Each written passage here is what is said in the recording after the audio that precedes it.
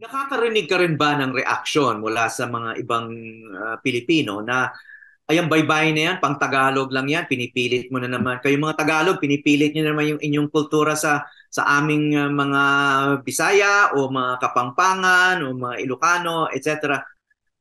Nadidinig mo rin ba yan? At ano yung naging response mo? Madalas, sir.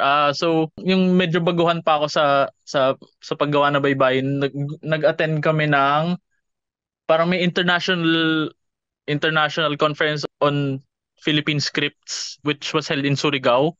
Naging major issue yun dahil yun nga, ang baybayin ay more on sa Tagalog daw. So madami tayong mga iba-ibang pagsusulat, yung kulitan, badlit, hanunuo, and yun nga, parang ang sinusubukan nila is magka-consensus kung ano mga ba talaga ang gagawing writing system ng Pilipinas. Ang napag desisyonan nila doon ay tawagin na lang daw sulat or surat or suwat. Parang ganun. Madami nga din ganun sentiment na parang ang baybayin para sa Tagalog. So parang Tagalog supremacy na naman.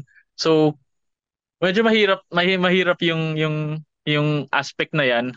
Tapos kung as from a visual perspective, kung titignan mo naman yung kunyari, yung hambing natin sa Badlit, which is sa Bisaya, parang yung characters magkakamukha din and may mga rules din na iba. So parang maganda bang gumawa ng parang standardized na pagsama-sama natin yung mga rules, yung mga characters, mga ganun. I-update na rin natin para sa modernong paggamit.